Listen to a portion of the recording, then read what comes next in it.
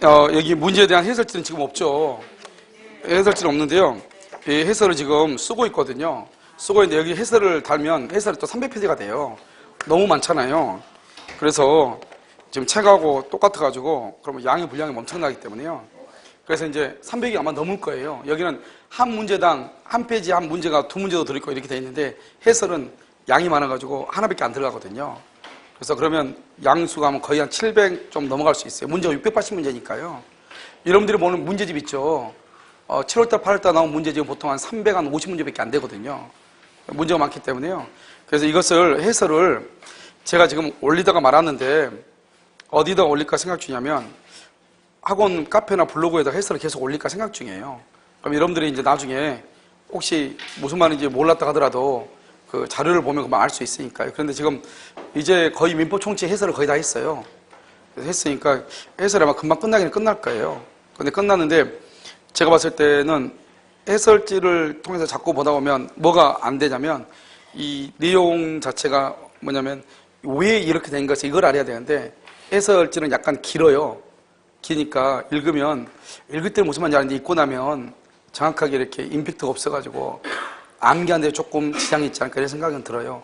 근데 아마 또 강의를 또 못 들어오신 분들이 있잖아요. 그런 분도 있고 그래서 일단 해설지를 카페나 그렇지 않으면요 어디죠? 블로그에 올려놓고 여러분한테 알려드리도록 그렇게 하겠습니다. 그러면 잠깐 들어가서 보면 되잖아요. 그것을 굳이 막 이렇게 복사할 필요는 없고요. 무슨 말인지 알죠? 예, 그렇게 하도록 하겠습니다. 그러면 그렇게 해놓으면 글로서 해설하는 것하고 말로서 해설하는 것하고 약간 많이 달라가지고요. 그래서 무슨 말인지 좀 말로 할 때는 금방 이해가 되는데 글로 해놓은 것은 좀 더 이해가 안 될 수도 있고 그래요. 자, 페이지 여러분요 48쪽으로 한번 보겠습니다. 48이요. 자, 지금부터 이제 보면요. 먼저 한번 보죠. 여기 이렇게 갑이 있고 여기 을이 있죠. 갑과 을이 계약을 하죠. 이 계약을 뭐라 한다? 법률행위라고 하죠. 법률행위요. 이 법률행위는요. 법률행위는 먼저 무슨 요건이 있다? 성임 요건이라고 하는 것이 있죠. 그 다음에 여기 효력 요건 이렇게 있죠. 우리가 지금부터 효력 요건만 가지고 보는 거죠. 효력 요건은 일반적 효력 요건하고 특별 효력 요건 이렇게 나누어지죠. 일반적은요. 먼저 당사자죠. 당사자는 권리 능력, 의사 능력, 행위 능력이 있을까? 관계없죠 이것은요. 그 다음에 여기 목적이라고 하는 것이 있죠. 그럼 목적은 뭐죠? 법률 효과를 얘기한다고 얘기했죠. 이 목적이라는 것은 먼저 뭐가 돼야 돼요? 먼저 확정돼야죠. 그 다음에 그 확정된 것이 가능성이 있어야 되고요. 그 다음에 이것이 적법해야 되고요. 사회적으로 뭐가 있어야 돼? 타당성이 있어야 되죠. 타당성 이렇게요. 그 다음에 여기서 뭐가 있어야 된다? 의사표시 이렇게. 그래서 여기서 이제 우리가 보는 것은 목적을 보는 것이죠. 그래서 일반적인 요건은 당사자는 권리 능력, 의사 능력, 행위 능력이 있을 것. 목적은요. 확정성, 가능성, 적법성, 사회적 타당성. 의사표시는요. 107조, 108조, 109조, 110조 이렇게요. 먼저 이게 확정이 돼야 되죠. 확정 뭐냐? 확정은요. 계약 체결 당시에 확정이 돼야 되는 것이 아니고요. 체결 당시 언제 목적이 확정돼야 되냐? 이행기까지 확정할 수 있으면 돼요. 한번 볼까요, 여기요? 지금요, 여기 토지가 이렇게 둘이 같이 이렇게 접해 있고 여기가 이렇게 길이 있어요. 둘 다 땅이에요. 똑같단 말이죠. 그런데 갑하고 이렇게 을하고 있는데요. 갑이라는 사람이 이 땅을 병한테 팔기를 원해요. 그런데 매매대금을 얼마나 했으면 줬는지 모르겠어요. 땅값이 계속 오르고 있고 그래가지고요. 그럼 마음이요 수시로 바뀐단 말이죠.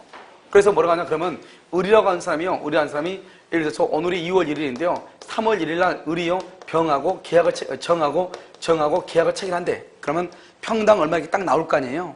그러면 우리는 4월 1일 날 갑하고 병하고 그러냐 4월 1일 날 계약을 체결하는데 을하고 정하고 계약이 매매 계약할 때 평당 얼마로 계약하는지에 따라 가지고 그걸 표준으로 해서 그대로 계약을 합시다. 이렇게 정했단 말이죠. 이렇게 정하면 매매 계약이 성립해요, 안 해요? 이 사람들이 평당 1,000만 원으로 하죠. 그럼 나도 얼마예요?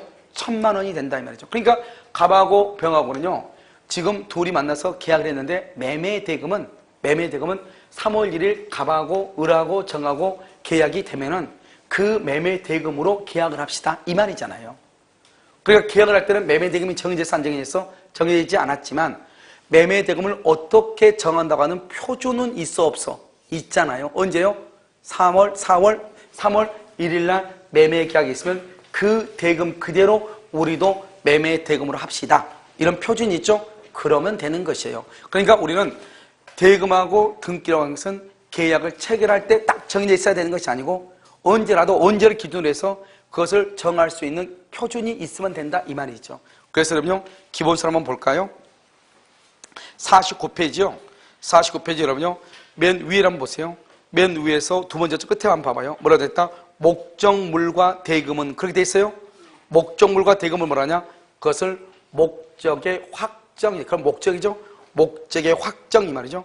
이 목적물과 대금은 언제까지 확정이 돼야 되니까 목적이죠. 계약 체결 당시 줄 것이고 특정될 필요 없고 거기를 또 줄거야 되겠죠.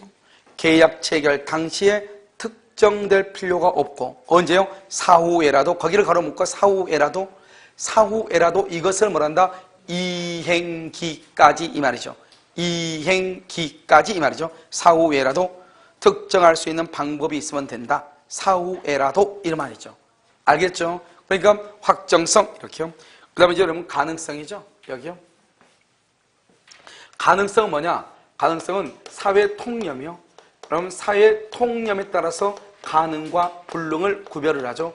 가능하고 불능을 사회 통념에 따라서 구별을 해. 그러면 사회 통념이 뭐예요? 사회 통념이 뭐냐면 봐. KTX가 300km 달려오고 있어요. 그런데 300km 달려오고 있는데 거기 뭐 터널 뭐죠? 그 기차 철로 있죠? 철로를 이렇게 가로지르러 가는 사람이 KTX에 부딪혔대. 그럼 우리가 끝까지 뉴스를 들어봐야지 죽었다는 거 알아요? 듣지 않아도 알아요? 듣지 않아도 죽었을 것이라고 생각이 되죠? 누구나가 그렇게 생각하는 것, 그걸 사회 통념이라고 얘기해요. 우리가 한강에서 뱃놀이 하다가 반지가 빠졌어. 그럼 우리는 이 반지를 찾을 수 있다고 얘기해요? 잃어버렸다고 얘기해요? 잃어버렸다고 얘기하죠? 누구나 그렇다고 생각하는 것, 이것을 사회 통념이라고 얘기하는 거예요. 그러니까 가능과 불능이라고 하는 것은 사회 통념에 따라서 구별하는 거예요. 그런데 여러분요, 불능이죠? 이 불능이라고 하는 것은 또 뭐냐? 불능은 성립 당시요.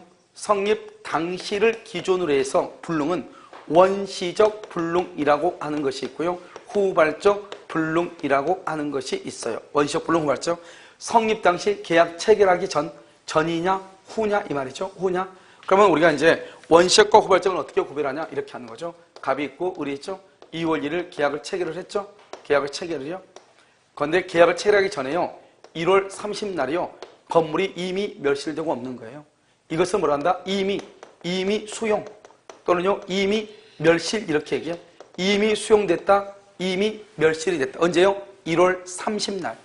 1월 30날 여기요 이것을 원시적 불능이다 이렇게 얘기해요. 원시적 불능. 그래서 1월 30날 이미 수용이 됐다. 이미 멸실이 됐다. 이런 말이죠. 이것을 원시적이라고 얘기하죠. 그럼 이 원시적 불능의 경우는 무슨 이익을 배상한다? 신뢰 이익을 배상하는 거예요. 신뢰 이익 배상 이렇게요. 그러면 신뢰라고 하는 것이 뭐죠? 믿었다 이 말이죠. 즉 의뢰가 받는 사람이 2월 1일 계약을 체결했는데 이 계약이 유효라고 믿었다 이 말이죠. 믿고서 이 사람이 갑하고 계약을 체결하기 위해서 계약금하고 중도금이 없으니까 계약금 중도금 마련하기 위해서 자기네 아파트를 담보로 잡고 대출을 받았다 이 말이죠. 그러면 대출금에 대한 뭐가 나와요? 이자가 나올 거 아니에요. 이자. 알겠죠? 또 이 건물이 얼마짜리인지 모르겠어요. 그래서 자신이 없으니까 그것을 감정평가를 맡겠단 말이죠. 이 건물을 사기 위해서. 그러면 감정평가 비용 이런 게 나오겠죠? 이것을 우리는 뭐다? 이 을은 갑하고의 계약이 체결될 것으로 믿고 한 것이잖아요. 그런데 딱 보니까 건물이 없는 거예요. 그럼 처음부터 건물이 없는 걸 알았으면 이런 짓을 했다 안 했다? 안 했을 거 아니에요. 그에 대한 즉 감정평가 비용하고 이자 비용을 돌려달라 이 말이죠. 그것을 신뢰 이익 배상이라고 얘기하는 것이에요. 그 다음에 여기서는요. 계약 우리가 이제 3월 1일이 이행기예요. 이행기라는 것은 3월 1일 날 등기를 해주기로 했다 이런 말이죠. 그런데 여기서요. 2월 20날이요. 건물이 멸실되고 없어요. 이것을 뭐라고 한다? 후발적 불능이다 이렇게요. 후발적이다. 그럼 후발적이란 말이 무슨 말이죠? 이것을 무슨 이익 배상이다? 이익 배상이다 이렇게. 이행 이익 배상. 이행이라고 하는 것이 뭐냐? 갑이 을한테 이것을 1억 원에 팔았다 해봐요. 그런데 병이 저 집을 사고 싶었는데 보니까 갑이 을하고 이미 계약을 체결한 거예요. 그러면 등기를 가져올 수가 없잖아요. 그래서 이제 이 병이 을한테 묻는 거지. 을한테 얘기하죠. 너 다시 나한테 팔 수 없느냐? 그러면 뭐라 하냐? 을이 그러면 갑이 나한테 등기해주면 내가 나한테 1억 1,000에 팔게 이렇게. 그러면 이 사람은요, 을은 바로 병한테 전매를 하면요, 얼마의 수익을 얻을 수 있죠? 1,000만 원의 수익을 얻을 수 있죠. 이것을 우리는 뭐라 한다? 전매 차익이라고 얘기를 하는 것이에요. 뭐라고 한다? 전매 차익 이렇게요. 이것을 전매 차익이라고 얘기하죠. 이것을 이행 이익 배상이라고 얘기하는 거예요. 그래서 후발적이면 이행이익이고 원시적이면 신뢰 이익이다 이렇게 얘기를 하는 거예요. 이것을 신뢰이익, 이행이익 이렇게 얘기를 하죠. 그러면 여기서 이제 원시적 불능이죠. 원시적이고요. 그 다음에 여기 후발적이죠. 이렇게요. 후발적 이렇게요. 원시적이고 그 다음에 객관적이죠. 객관적이고 그 다음에 이것이 전부가 불능인 경우가 있고 일부가 불능인 경우 이렇게 두 가지가 있거든요. 전부 불능, 일부 불능 이렇게요. 여러분 후발적이죠. 후발적은 원칙적으로 유효예요, 무효예요? 유효이죠. 후발적은 일단 계약을 체결하고 난 다음이니까 일단은 유효가 돼요. 그런데 원시적은요. 원시적은 객관적이란 말이 무슨 말이냐? 건물이 이렇게 있는데 이 건물이 아예 철거되고 없는 것을 객관적이라고 얘기해요. 주관적이라고 하는 것은 뭐냐? 타인의 물건을 매매한 것이죠. 건물은 있어요. 그런데 갑이 이것을요, A의 건물을 을한테 팔았어요. 그런데 갑이 을한테 등기를 해줄 수 있어요, 없어요? 없죠. 이것을 주관적이라고 얘기하는 거예요. 그런데 건물이 철거되고 없어요. 그러면 등기를 해줄래야 해줄 수가 있어요, 없어요? 없어요. 이것을 얘기하죠. 전부불능이죠. 전부불능은 이것을 무효라고 얘기를 해요. 무효요. 무효. 그 다음에 여기는요, 535조 계약 체결상에 무슨 책임이요? 과실 책임을 지는 거예요. 그러니까 이것은 뭐냐면 계약을 체결하는 과정에서요, 잘못이 있는 사람은 책임을 진다 이 말이죠. 계약을 체결하는 과정에서 잘못이 있는 사람은 책임을 진다. 그러니까 계약 체결상의 과실 책임은 봐봐. 우리가 원시적 불능을 뭐라 하냐? 원시적 불능은 여기서 이미 수용 또는요 이미 멸실, 이미 매도됐다 이 말이죠. 이것만 나와. 이미 그러면서 이거 문제가 뭐냐? 다음 중에서 원시적 불능을 고르시오. 그러면 이미 멸실 이게 정답이에요. 이미 수용 이게 정답이에요. 다음 중에서 무효인 것을 고르시오. 이미 멸실 이게 정답이에요. 여기가 지금 무효잖아요. 다음 중에서 계약 체결상의 과실 책임을 찾으시오. 이미 멸실 아니면 이미 수용 이게 정답이에요. 알겠죠? 그래서 여러분요, 혹시 문제 가지고 계시죠? 문제 보면 채권법을 한번 봐요. 그러면 어디가 있냐면 페이지요. 페이지요. 171페이지요. 171 문제 171페이지요. 171페이지 보면 여러분요, 계약 체결상의 과실 책임이라고 되어 있나요? 되어 있어요? 자, 계약 체결상의 과실 책임이 인정될 수 있는 것은 그랬죠. 봐봐. 계약 체결상의 과실 책임 봐봐. 계약을 체결하는 과정에서 잘못 있는 사람은 책임을 진다 이 말이죠. 거기다 써. 그걸 뭘 묻는 것이냐? 그것은 봐봐. 무조건 보지 말고 여기 보라고. 무조건 보지 말고 이걸 뭘 묻는 것이냐? 쭉 가면 원시적 불능을 묻는 것이에요. 원시적 불능이라고 써. 원시적 불능이라고 썼어요? 그걸 뭘 묻는 것이냐? 이미 멸실, 이미 수용 이 말을 찾으라는 거예요. 알겠죠? 이미 멸실, 이미 수용. 자, 그걸 그대로 잡고 있어, 그대로. 그럼요, 그걸 지금 잡고 있죠? 자, 그럼 봐봐. 여기 다시 이제 봐. 그대로 있어. 여기 후발적이죠? 후발적은 유효예요, 무효예요? 유효이죠, 유효. 유효인데 이것이요, 뭐가 있냐? 일단 유효예요. 그런데 채무자, 채권자, 그 다음에 여기가 쌍방 이렇게 있는데요. 자, 지금부터 설명을 해. 채무자는요, 매도인을 채무자라고 하고요, 채권자는 아무 말이 없으면 매수인을 채권자라고 그래요. 왜 그러는가 지금부터 설명을 해. 우리나라는요, 법은 여러분요, 계약을 하죠. 갑하고 하고 계약을 하죠. 계약을 하면 어떻게 돼요? 갑은 을한테 등기를 해줄 뭐가 있어? 의무가 있죠. 그 다음에 대금을 받을 뭐가 있어요? 권리가 있죠. 그 다음에 을은 갑한테 등기를 청구할 뭐가 있어? 권리가 있죠. 대금을 지급할 뭐가 있어? 의무가 있죠. 권리가 있고 의무가 있죠. 그러니까 만약에 등기를 가지고 기준으로 하면은 갑은 의무자니까 갑은 매도인이죠. 매도인을 채무자라고 하고 매수인을 채권자라고 하죠. 그런데 매매 대금을 가지고 기준하면은 을을 뭐라 한다? 의무니까 채무자죠. 여기는 매도인은 뭐다? 채권자가 되잖아요. 그러니까 너는 채권자냐 채무자 물어보면 헷갈리잖아요. 갑은 당연히 돈을 가지고 기준할 거니까 자기가 채권자라고 할 것이고, 을은 등기를 가지고 기준하니까 자기가 채권자라고 할 거 아니에요. 그러니까 서로가 채권자라고 할 수 있어 없어? 있잖아요. 그래서 우리는 법에서는 아무런 말이 없으면, 예를 들어서 매매 대금이다 이 말이 없이 아무런 말이 없으면 등기를 가지고 기준으로 하자 이 말이죠. 그래서 등기를 가지고 기준, 뭐냐? 물건. 이 물건을 기준으로 해서 정하는 거예요. 그래서 등기를 이전해 줄 매도인을 채무자라고 얘기하고, 등기를 이전 받을 매수인을 뭐라 한다? 채권자다. 이렇게 약속을 했단 말이에요, 법에서요. 그런데 만약에 굳이 을을 매수인을 채무자라고 하고 싶어, 채무자로. 그러면 어떻게 하면 돼요? 매매 대금은 이렇게 얘기하면 되죠. 그럼 매매 대금은 그러면 매수인이 대금을 지급해야 되죠. 그러니까 매수인을 뭐라고 한다? 채무자라고 얘기하는 것이죠. 이런 지금 이해되셨죠? 그래서 그렇게 얘기하면 된다 이런 말이에요. 그래서 후발적은 원칙적으로 유효인데 채무자가 잘못이 또 잘못, 이것을 여러분 뭐라 하냐? 이것을 아주 중요해요. 아주. 이것을 채무불행이라고 그래. 채무불행. 그래서 여러분 앞으로 이제 채무불행이란 말이 수도 없이 나온단 말이죠.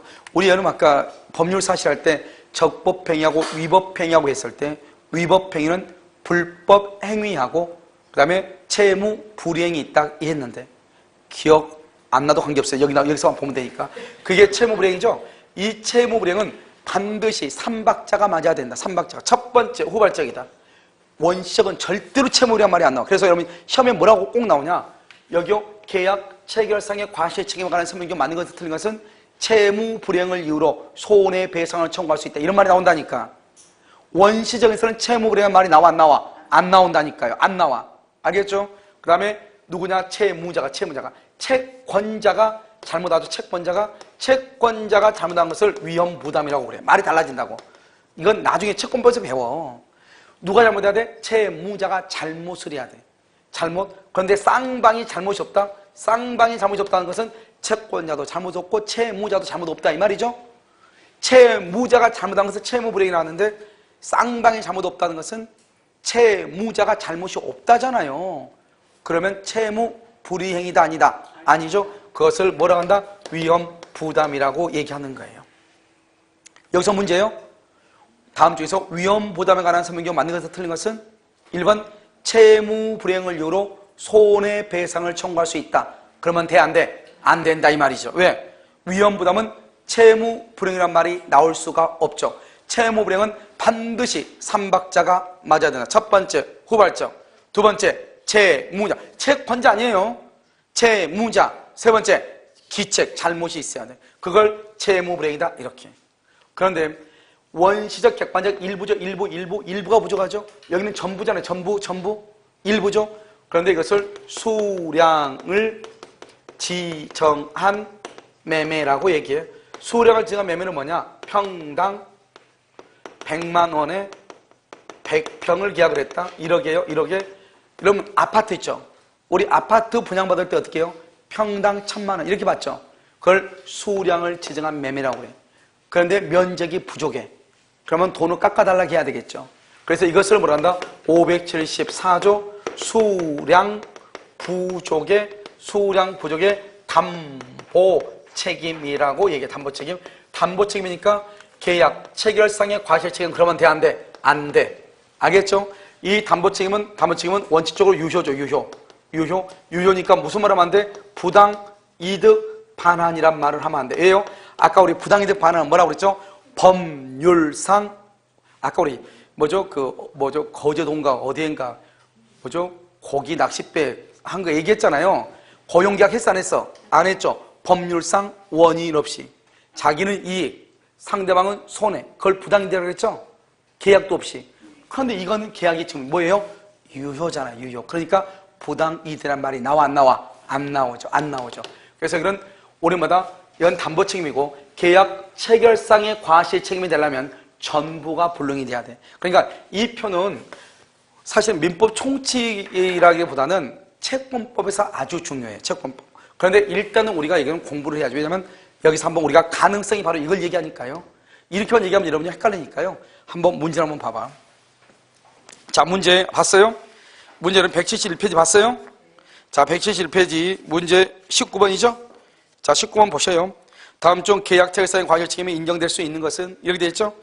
그거는 계약 체결사인 과실 책임은 뭐라고 봐? 원시적 무슨 불능이라고? 전부. 원시적 전부. 자, 1번.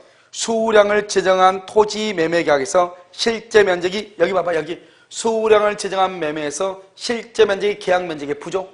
거기다 써. 원시적 플러스 일부 불능, 이렇게. 원시적 플러스 일부 불능 이퀄 뭐라고 한다? 574조 수량 부족의 담보 책임. 574조 수량 부족의 담보 책임, 이렇게. 됐죠? 자, 그 다음 2번. 토지에 대한 매매계약 체결 전에 이미 동그라미 토지 전부가 공용 수용 동그라미 이미 수용, 그걸 뭐라고 그래? 원시적 전부 불능이죠. 다 전부가 수용됐으니까 전부가 수용됐다고 돼 있잖아요. 원시적 전부 불능이죠. 이런 봐봐. 원시적 전부 불능일 때 무슨 말이 나온다? 계약 체결상의 과실 책임이란 말이 나오는 거예요. 알죠? 정답이 2번이죠. 자, 그러면 3번, 4번, 5번 봐봐. 3번은 뭐죠? 계약 체결 후 여기 계약 체결 후니까 뭐죠? 후발적이죠. 후발적은 둘 중 하나다. 채무 불이행 아니면 위험부담 둘 중 하나인데, 잡아봐. 그건 그렇다 치더라도 일단 후발적은 유효이다 무효이다? 그 말이 중요하다. 봐. 계약 체결 후 제3자의 방화 줄거.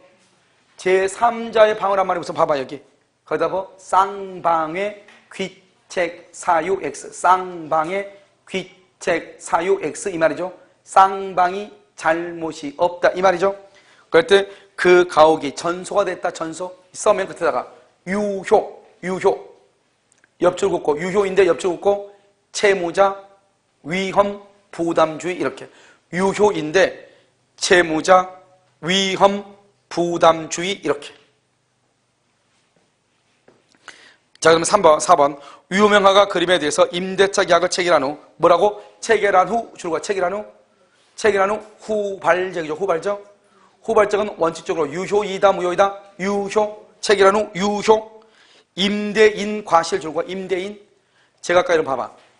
불법행위 설명했죠. 불법행위 사람 살인한 건 얘기했잖아요. 고의나 과실로 사람을 살해했는데 위법한 것이 불법행위죠. 그러니까 여기서 말하는 것은 임대인의 과실로 건물이 지금 뭐가 됐어? 파손됐죠? 자, 그럼 봐. 임대인은 채무자를 얘기해요. 그림이죠. 그림을 빌려주기로 했잖아요. 잘 생각을 해. 그림을 빌려주기로 했죠? 그러면 이게 그림을 빌려준다 이 말이죠. 그러면 임대인이 임차인한테 그림을 빌려주죠? 그러면 임대인을 채무자라고 그래요? 채권자라고 그래요? 여러분 봐봐. 물건을 항상 우리 물건을 기준으로 했잖아요. 물건을 주는 사람을 채무자, 물건을 받는 사람을 채권자라고 얘기하죠. 그러니까 임대인이 누구냐? 채무자. 과실이 뭐냐? 귀책사유죠. 그러니까 누가 잘못이다? 채무자가 잘못이 있다. 그래서 파손이 됐다 이 말이죠. 그것을 뭐라고 한다? 채무불이행이라고 얘기하는 거예요. 자, 여기서 문제예요. 그러면 채무불이행은 유효예요, 무효예요? 채무불이행은 유효예요, 무효예요? 유효지 뭐요? 후발적은 다 유효라니까. 떨 필요 없이. 후발적은 뭐요? 유효인데 채무불이행, 유효인데 위험부담이라니까. 후발적은. 알겠죠? 자, 5번은요. 저당권이 설정된 토지를 매수 동그라미. 매수해서 등기까지 했다는 것은 원칙이다, 후발적이다? 그러니까 원칙적으로 유효죠, 유효. 이게 뭐예요? 유효지. 후발적이니까. 알겠죠? 그 다음에 후에 저당권이 실행 줄고, 저당권 실행 그다 뭐라 쓰냐? 576조. 576조 뭐라고 얘기해야 돼요? 저당권 실행의 담보 책임, 이렇게. 저당권 실행의 담보 책임, 이렇게. 자, 그럼 우리가 하나만 더 볼게요. 이러면 22번 한번 봐봐요. 22번. 그 다음 페이지. 22번에요. 문제를 한번 보면, 자, 갑은 자기 소유 이마를 개발할 생각에 개발업자 을과 교섭하였고 계약이 확실하게 체결될 것이라는 정당한 기대에 신뢰를 부여하여 을은 그 신뢰에 따라 행동했다. 그런데 갑은 계약 체결을 거부, 거기 줄 거 봐. 계약 체결을 거부, 체결했다 안 했다. 그러니까 체결 전이다 후다. 그래서 원시적이다 후발적이다. 오케이. 원시적이란 말이죠. 체결 전이니까 원시적이란 말이죠. 그러면 3번이 맞나 틀리나 그것만 보라 이 말이죠. 내가 3번 지금 읽고 계시죠? 눈만 뜨면 안 되고 뇌세포를 작동시켜서. 알겠죠? 맞아요 틀려요? 왜 틀려? 무슨 말인지 알겠죠? 채무불이행은 언제 나와야 돼? 후발적일 때 나와야 되죠. 후발적. 채무불이행은. 근데 지금 여기는 지금 뭐라고 돼 있어요? 계약 체결을 거부했으니까 계약 체결 자체가 없죠. 그러니까 원시적이죠. 원시적일 때는 채무불이행이란 말이 나와 안 나와? 안 나오죠. 이렇게 문제가 나온다 이 말이죠. 밑도 끝도 없이 갑자기 집어넣는다 이 말이죠. 그래서 여러분요, 채무불이행이란 말은 언제 나오는 것이다? 후발적일 때 나오는 것이다. 계약을 체결하기 전이다 후다. 후에 나오는 것이다. 이런 말이에요. 알겠죠?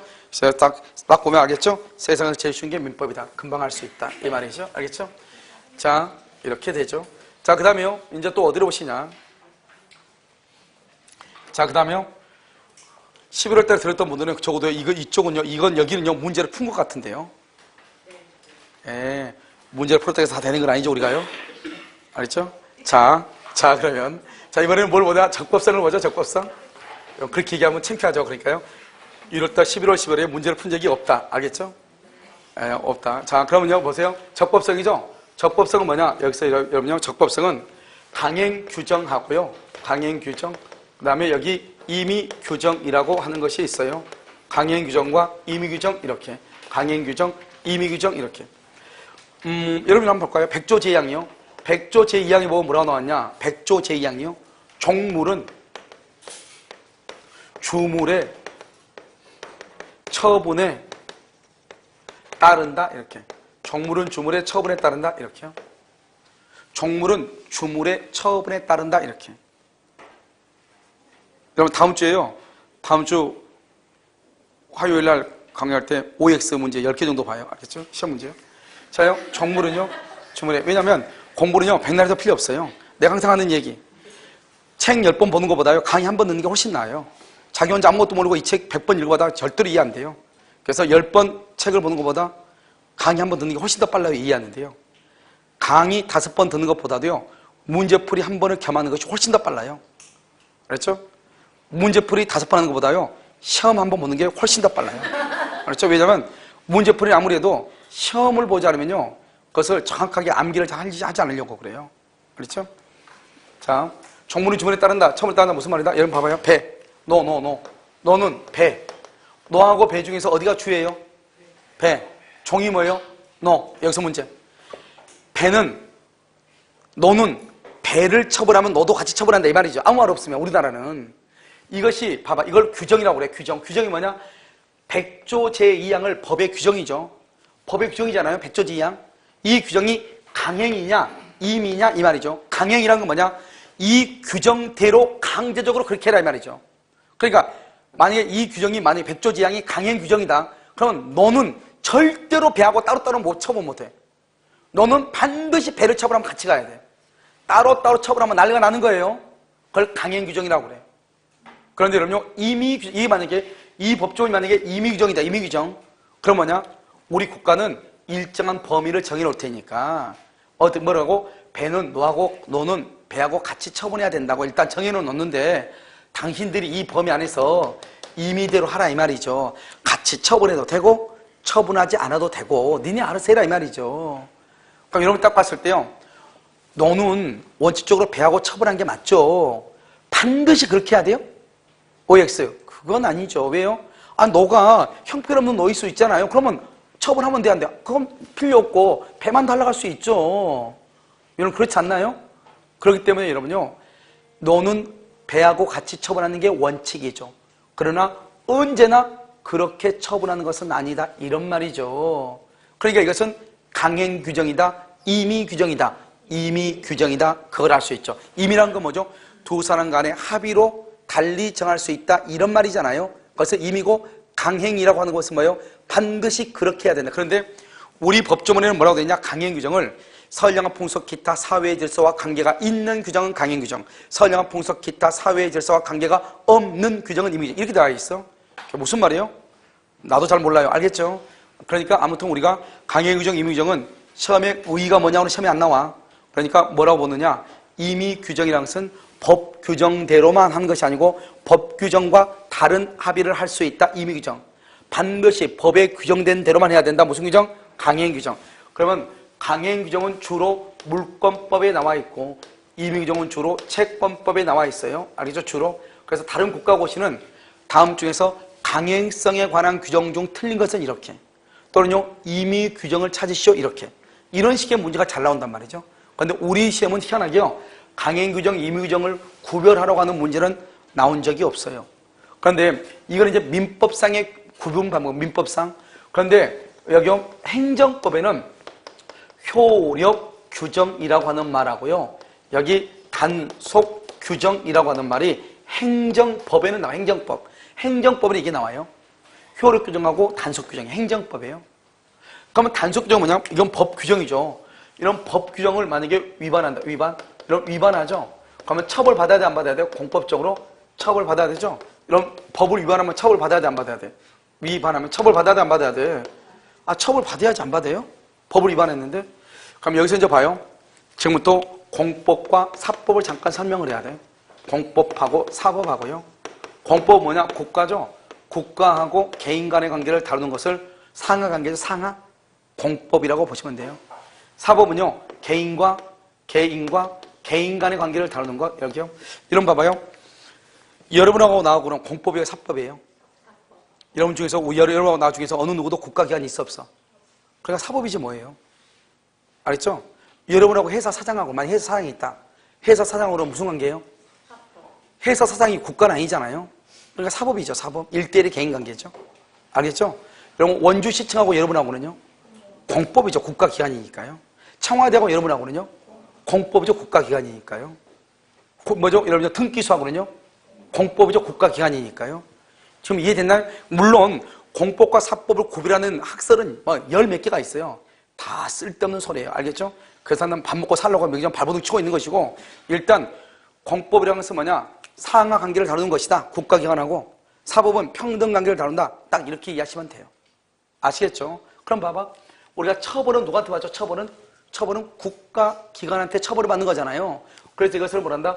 공법상으로는 법을 위반하면 처벌을 받는다 이 말이죠. 여기도 공법상으로 처벌받는다 이 말이죠. 사법상으로는요 법을 위반해도 유효가 된다 이 말이죠. 사법상으로는 법을 위반하면 이것은 뭐 사법상으로는 법을 위반하면 무효가 되는 것이다 이 말이죠. 그러니까 위반했는데 공법적으로는 처벌받아. 다 처벌받죠. 그런데 사법적으로는 무효냐 유효냐. 그래서 여러분요 단속 규정과 효력 규정은 어떻게 구별을 하냐?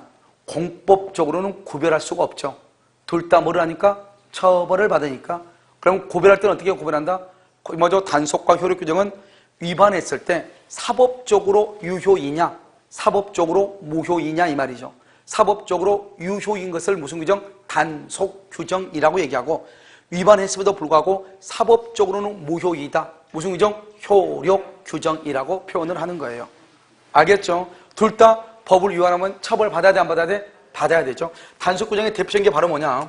우리 시험에 나온 거죠? 가장 대표적인 게 뭐다? 여기요, 우리가 이것은 무허가 음식점, 무허가 숙박업이죠. 숙박업. 그 다음에 여기요, 무허가 음식점, 무허가 숙박업이요. 그 다음에 여기는 또 뭐냐면, 유효는요, 중간 생략 등기죠. 뭐 이게 가장 시험에 많이 나왔죠, 이게. 한번 볼까요? 중간 생략 등기는요, 부동산 등기 특별조치법이라고 하는 법이 있어요. 그 법에 의해서 건물이 있는데 갑이 이걸 을한테 팔아. 그러면 을은 등기를 해야죠. 을이 등기하면 등기 비용 들어가죠. 취득세 들어가죠. 다시 이것을요 병한테 처분하면요 양도세 또 들어가죠. 그러니까 이 을이요 자기는 등기를 안 해. 그래서 중간에 있는 놈의 등기를 생략을 해. 그리고 갑한테 부탁해서 직접 병 앞으로 등기를 해. 그러면 이 사람은요, 취득세 안 내죠, 등기비용 안 내죠, 양도세 안 내죠. 그러니까 조세를 포탈할 수 있죠. 조세를 포탈할 목적으로 하는 것을 중간생략 등기라고 하는 거예요. 그러면 이 개인은 이길지 모르지만 국가는 손해죠. 그럼 법을 위반했죠. 위반해도 사법상으로는 유효란 말이 무슨 말이에요? 갑하고 을하고 병은 세 사람이 다 뭐예요? 개인과 개인이죠. 그러니까 사법이죠. 사법상으로는 유효니까 병은 등기를 하게 되면 병은 무조건 소유권을 취득한다 이 말이죠. 그런데 여기요, 을은 국가로 처벌을 받아 받는다 이 말이죠. 이게 이걸 뭐란다? 뭐죠? 단속 규정이다 이 말이죠. 여러분 딱요, 내가요, 여러분 이제 겨울에 이렇게 딱 돼가지고 뭐 예를 들어서 뭐 스키장 근처에 갔더니 콘도가 다 매진이 됐어요. 그래가지고 어떻게 돼요? 다른 데 갔더니 뭐 예를 들어서 뭐 민박이 있다. 그럼 민박집 같은 거 하려고 하더라도 어때요? 사업자 등록을 해야 되거든요. 뭐죠? 임대인이란 임대업이잖아요. 그것도요. 그런데 딱 보니까 아무리 싶어도 사업자 등록이 없어요. 그래? 그러면은 잘 됐다 싶어가지고 온 동네 친구들 다 불러가지고 방 전체를 임대해서 잠을 자고 그 다음날 나 갈게요. 그럼 가면 돼? 안 돼? 사업자 등록이 없어. 아, 예. 사업자 등록이 없어. 그러면 잠을 자면 돼? 안 돼? 뭐죠? 잠자고 돈 안 내고 가면 돼? 안 돼? 안 되죠. 알겠죠? 그거는 아, 눈. 예. 아, 예. 자, 그런데요, 여기 보면 무허가 숙박이죠. 무허가 숙박. 여러분요, 무허가 숙박업이란 건 뭐냐? 무허가 숙박은 그 사람이 국가기관한테 처벌받는 것은 논외로 하는 거예요. 그런데 투숙객하고 숙박업주 사이에서는 유효이다, 무효이다? 유효인 거죠. 그럼 돈 줘야 돼, 안 줘야 돼? 줘야죠. 알겠죠? 만약에 무전숙박하고 도망가죠? 그러면 사기죄로 고소당할 수 있어요. 알겠죠? 이것을 단속이다 이렇게 얘기하고요. 그 다음에 여기는요, 효력규정이죠. 효력규정은 뭐냐면 첫 번째 명의신탁이에요. 우리가 명의신탁은 부동산 실명법 제3조에 보면 뭐라고 나왔냐? 부동산 실명법 제3조에 보면요, 누구든지 타인 명의로 등기해서는 아니 된다. 4조 제1항은 명의신탁 약정은 무효로 한다. 이렇게 돼 있어요. 만약에 여러분 명의신탁을 하게 되죠? 신탁자는 몇 년 이하의 징역이죠? 5년 이하의 징역, 3억 원 이하의 벌금 아니에요? 잘못됐나? 맞죠? 맞을 거예요, 아마요? 아마 맞을 거예요. 그러니까 처벌을 받도록 돼 있어, 안 받도록 돼 있어? 받도록 되어 있다 이 말이죠. 형사처벌 받죠? 그리고 당사자 간의 명의상은 또 무효라고 돼 있어. 무효. 그 다음에 여러분 토지거래 허가요. 토지거래가 허가를 받지 않으면 유효이다, 무효이다? 무효이다. 그다음 명의대예요. 여러분 이번에 며칠 전에 여러분 그 뉴스에 났죠. 약사면허증을 빌려가지고 15억 원 이상의 부당이득을 취득하는 거. 그러니까 대형 약국이잖아요. 대학병원 앞에 거기 있는 병원을 크게 차려놨어요. 여러분요, 그 정도 약을 들여오려면 몇 억이 있어야 되죠. 알죠? 그러니까 개인은 약사 뭐 아무나 못하죠. 그러니까 보통 약국 큰 데라든가 이런 데는 다 명의대가 많단 말이죠. 그러니까 이제 약사를 고용해가지고 자기가 이제 실제 소유주면서 명의대 해가지고 이제 하다가요 걸렸죠. 그래서 15억 이상의 뭐 부당이득을 칭했다. 이렇게 나왔단 말이죠. 알겠죠? 그러니까 이런 것도 다 명의대요. 여러분 명의대요 이러면 가까운 데 많이 있죠. 부동산 준 게 없어. 명의대가 많지 않나요? 참 그러니까 이게요, 자격증을 땄으면 내가 스스로 오픈하든지 그렇지 않으면 안 가야 되는데요. 우리가 어때요?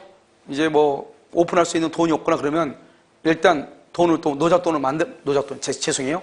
알겠죠? 노잣돈이 아니고 뭐라고 하지? 무슨 돈이라 하지? 종잣돈 죄송해요.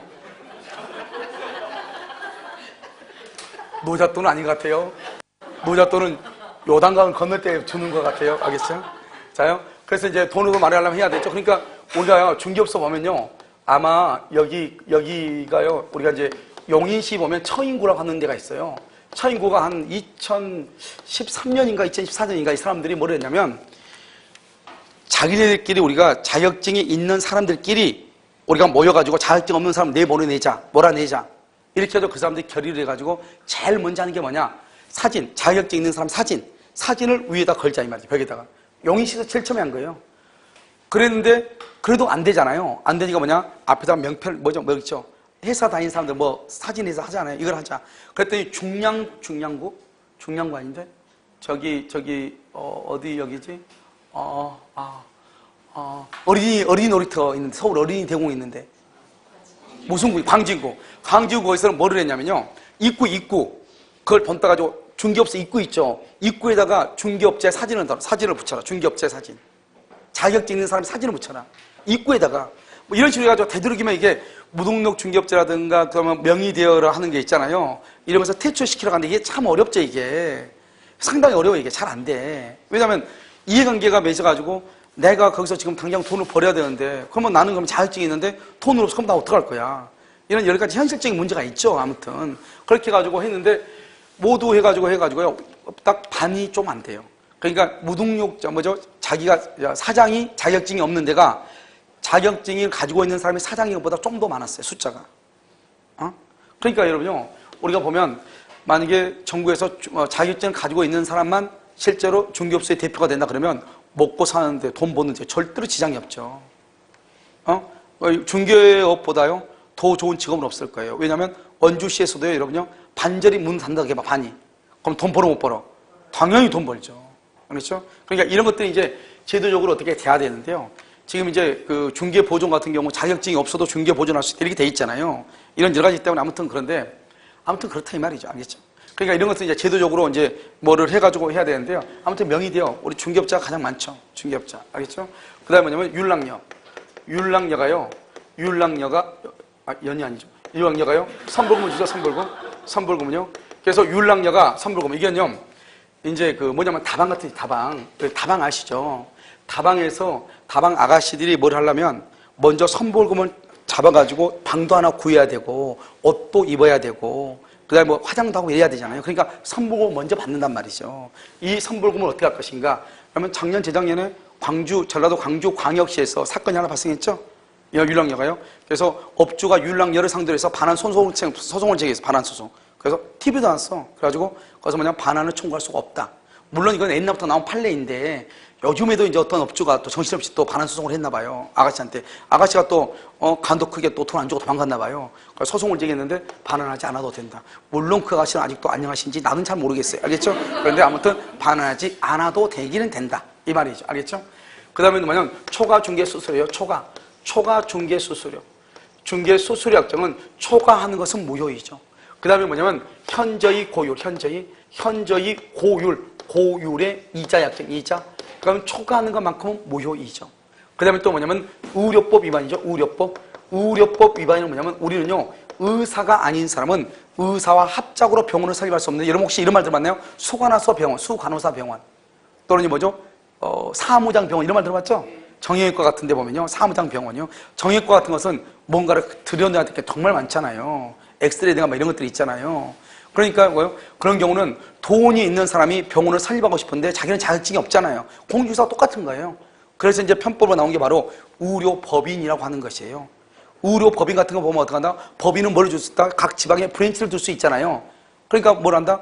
법인이 있고 그 밑에 뭐 성령 있고 뭐 있고 해가지고 브랜치를 뚝뚝 두니까요. 그러니까 지방에서 의사만 파견하면 되는 거죠. 법인에서 파견하는 거니까. 그러니까 실제 소유주는 누구다? 갑인 거죠. 그러면 교통사고 나면은 잘해주는 병원 있잖아요. 있어 없어? 있죠. 그런 병원이 우리는 사무장 병원 이런 말 써야 안 써요? 쓰죠.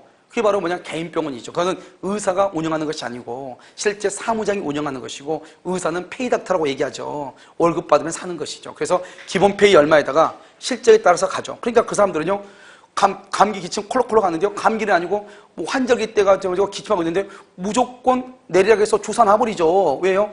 주사 한 대당 또 자기한테 떨어진 돈이 있거든요. 그리고요, 별로 아프지 않고 그냥 집에 가면 나을 것 같은데 약 입 벌려서 먹이죠. 왜요? 그러면 돈 나오니까. 그게 바로 의료법 위반 아니에요. 무슨 말인지 알겠죠? 자, 그 다음에 뭐가 있냐? 변호사법 위반이요. 변호사법 위반이라고 하는 것이 있는데요. 그러니까 우리가 이제 보면 나중에 여러분요, 이게 나와. 변호사가 그다음에 성공보수금 약정을 한다. 변호사가 그것이 민사소송인 경우는 괜찮지만 형사소송인 경우는 무효가 될 수 있다 이 말이죠. 이건 변호사가 이 말이고, 변호사법 위반은 변호사 아닌 자가 이 말이죠. 자기가 대신 당신을 위해서 내가 아는 사람이 법원장이니까 어떻게 하든 간에 승소를 해줄 테니까 당시 지금 소송하는 게 1억인데 그 1억을 나하고 반띵하자 이 말이죠. 그것을 변호사법 위반이라고 얘기하는 거예요. 알겠죠? 그 다음에 이제 우리 시험에 나왔는데 공익법인이죠. 학교 같은 거. 공익법인은 재산을 처분을 할 때 처분요 주무관청의 허가를 받아야 되거든요. 왜냐면 여러분 생각을 해봐요. 가가지고 학교를 딱 설계해놨더니 돈 없다고 학교 건물을 저당잡고 돈을 빌렸어. 그래서 돈을 못 갚아. 학생들 열심히 공부하고 있는데 경매가 됐으니까 니네 나가라 그러면 골치 아프잖아 이게. 알겠죠? 그러니까 주무관청의 감독관청의 허가를 받아서 처분해야 돼요. 또 뭘 한다? 의무로 부담해야 돼요. 그런데 감독관청 허가를 받지 않죠? 그럼 그것은 무효가 되는 것이요. 그래서 나오는 거예요. 사립학교는 원칙적으로 대출을 못 받는다니까. 학교 건물을 담보로 잡고 대출 못 받는다니까. 그러니까 누구의 이름으로 받죠? 교직원의 이름을 빌려서 받는 거죠. 그리고 만약에 교직원이 명의 안 빌려주면 어떻게 해요? 책상에 화장실 앞에가 있는 거죠. 무슨 말인지 알겠죠? 그게 바로 사립학교 아니에요. 그러니까 공립학교와 사립학교하고 공립학교는 월급이 사립보다는 조금 적을지는 모르지만 스트레스는 훨씬 덜하죠. 왜? 화장실에 갈 일은 없잖아요. 무슨 말인지 알겠죠? 그게 이제 차이가 있는 것이다. 이런 말이죠. 알겠죠? 이것을 뭐라 한다? 효력 규정이다. 이렇게 얘기하는 것이죠. 자, 그래서 여러분요, 문제 한번 볼까요? 4페이지. 4페이지요. 10번만 볼게요. 10번요. 4페이지 10번. 돼 있죠? 자, 1번요. 여러분 지금 거기 뭐라 나왔어? 부동산 등기 특별조치법이라고 나와 있나요? 자, 1번. 부동산 등기 특별조치법상 중간 생략 등기를 금지하는 규정이라고 돼 있죠? 중간 생략 등기 딱 거기만. 그건 무슨 규정이다? 그 단속이니까 그게 1번이 정답이죠. 자, 2번은요. 이체고 이자율을 초과하는 부분 줄과 초과하는 부분. 초과 동그라미 초과. 그것은 반환 청구. 초과하는 것은 반환을 청구할 수 있어요. 알겠죠? 자, 그 다음에 3번은요. 첫 번째 끝에요. 공익법이냐는 기본재산 처분의 주무관청의 허가. 알겠죠? 방금 얘기했죠? 자, 4번은요. 가운데 보면 명의신탁약정 가운데 명의신탁약정. 그래서 4조 1항 4조 1항이요. 1항. 자, 5번은요. 국계법이죠? 국계법에서요. 여러분요. 두 번째 줄이요. 허가를 요하는 규정. 허가. 토지거래 허가가 없으면 유효이다, 무효이다. 무효. 아까 우리 효력 규정할 때 얘기했잖아요. 대리권, 토지거래 허가, 조건, 기한 했잖아요. 그러면 이 허가는 법률행위 효력 규정에 해당한단 말이죠. 효력 규정. 알겠죠? 그래서 그것을 얘기하는 것이고. 알겠죠? 자, 그럼 11번은요. 일단 여러분요. 다른 것하고 이렇게 막 섞여 있기 때문에요. 좀 놔두고요. 여기까지 하고. 여러분 어디로 보시면 잠깐 어디로 보시냐? 기본서를 잠깐 한번 봐봐요. 기본서 보면 49페이지. 49페이지 불능의 종류라고 여러분 지금 되어 있나요? 불능의 종류 원시적 불능이라고 되어 있죠. 되어 있죠? 그러면 니은 효과라고 되어 있죠? A 원시적 전부 동의 전부. 그것은 무효죠. 무효. 아주 중요하죠. 바로 옆에 계약 재산 관리 책임. 이게 아주 중요하죠. 전부죠. 전부. 일부 그러면 안 되죠. 일부는 뭐야? 일부. B 봐봐. B. B번은요. B번은 두 번째도 끝에요. 부동산 매매 계약이 있어서 실제 면적이 계약 면적이 미달 동그라미 미달. 바로 밑에요. 민법 574조 줄거요. 거기다 뭐라고 쓰냐 써. 수량 부족의 담보 책임 이렇게. 수량 부족의 담보 책임 이렇게. 수량 부족의 담보 책임 이렇게. 자, 밑에 두 번째 줄 봐봐. 부당이득 반환을 청구하거나 바로 밑에 계약 체결상의 과실에 따른 책임의 이행을 구할 수 있다 없다? 없다. 왜 그러냐? 계약 체결상의 과실에 따른 책임은 뭐다? 무슨 불능이 돼야 돼? 전부 불능이다. 여긴 지금 무슨 불능이다? 지금 일부죠. 일부. 그래서 안 되고 전부가 돼야 돼. 일부니까 안 되고. 두 번째 부당이득 반환은 왜 안 된다? 여러분요. 담보 책임은 원칙적으로 유효이다, 무효이다, 유효. 그래서 써. 부당이득 반환 청구 거기다 뭐라고 쓰냐면 밑으로 쭉 구워가지고 뭐라고 쓰냐? 담보 책임은 원칙적으로 유효 이렇게. 담보 책임은 원칙적으로 유효가 돼요. 자, 그 다음에 50페이지 봐. 50페이지 여러분요. 후발적 불능이죠? 후발적 불능에서 기억 니은 봐봐. 니은의 A 뭐라 그랬죠? 채무자 줄 긋고 귀책. 너무 중요하죠. 채무자가 잘못있다. 그걸 우리는 뭐라 한다? 채무불이행. 여러분 죄송한데 하나 안 했네. 후발적 구령에서 니은 효과 봐봐. 효과. 니은의 효과에다가 뭐라 쓴다? 유효 동그라미. 유효. 뭐죠? 후발적은 일단 뭐다? 유효. 그 말이 중요하죠. 유효인데 채무자가 잘못이 있다. 그걸 뭐라 한다? 채무불이행. 딱 그 하나만 정확히 알면 돼. 밑에 법률행위의 내용의 적법성이죠. 자, 적법성에 의해 박스 봐. 박스 법조. 빨갛게 들어있는 것이 뭐냐면 여러분요. 죄송해요. 빨갛지 않네. 여러분은 파란색이네요. 죄송해요. 나는 이거 복사해가지고 파란색이. 파란색을 보면 뭐라 되어 있나? 105조에 보면 무슨 규정? 임의규정. 여기 봐봐, 여기. 이게 임의규정, 강행규정은 민법에서는 임의규정, 강행규정으로 구별한다 이 말이죠. 그런데 여기 보면 뭐라 되냐? 읽어볼까요?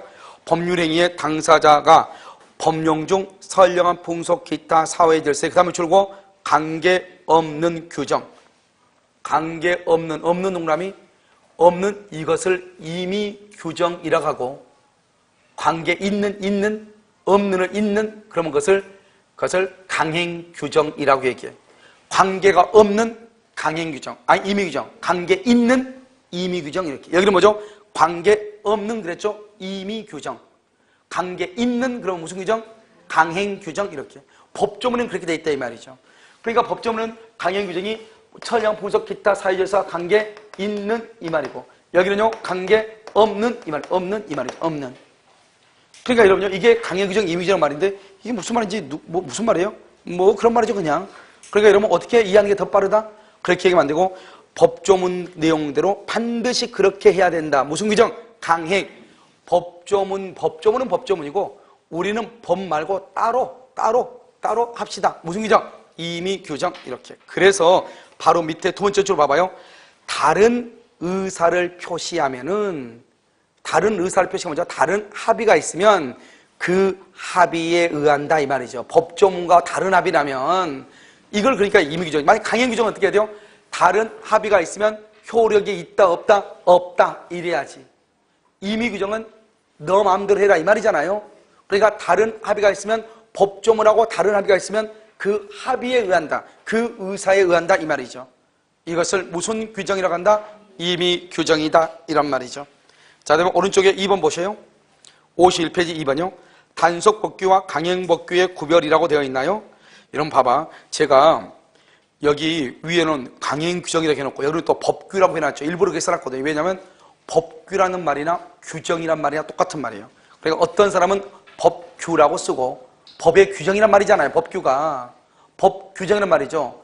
어떤 경우는 그냥 규정이라고 쓴단 말이죠. 똑같아. 자, 2번요. 2번의 두 번째 줄. 사법상 효력을 부정 동그라미 무효 이 말이죠. 무효. 그것은 무슨 규정이다? 여기 무슨 규정? 효력 규정. 사법상 효력을 부정하지 않는 줄과 부정하지 않는 유효. 그것을 무슨 규정이다? 단속 규정이다. 이렇게. 자, 밑에 3번. 효력 규정의 예라고 되어 있나요? 효력 규정 예라고 되어 있죠? 1번. 명의, 신탁, 약정. 두 번째 줄. 그 다음에 토지, 거래, 허가. 세 번째 줄 맨 끝에 명의, 대여, 계약. 판례는요, 판례, 기억. 부동산, 중개, 수수료, 약정 중 한도액을 초과. 다음에 니은 봐봐, 니은. 변호사 아닌 자가, 거기를 가로묶어. 변호사 아닌 자가 그것을 변호사법 위반. 그 다음에 의료법 30조 2항의 위반. 의료법 줄 것이고 위반 줄 것이고 의료법 줄고 그 다음에 위반 줄고 의료법 위반. 의사가 아닌 사람이 병원을 의사하고 병원 살려가면 된다 안 된다? 안 돼. 자, 그 다음에 어디냐면 미음 봐봐. 미음 공익법인이죠. 아까 했죠. 그 다음에 여러분요 거기다가 비읍에다가 우에다 써. 시옷에다가 뭐라고 쓰냐면 이거 써. 뒤에 나오는데 율랑녀 플러스 선불금 지급. 율랑녀한테 선불금을 지급하기로 한 약정. 알겠죠?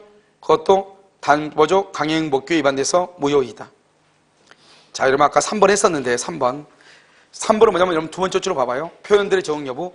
투자 수익 보장 약정이 강행법규에 위반돼요. 무효 동그라미하고 투자 수익 보장 약정이 강행법규에 위반. 거기를 가로 묶어봐.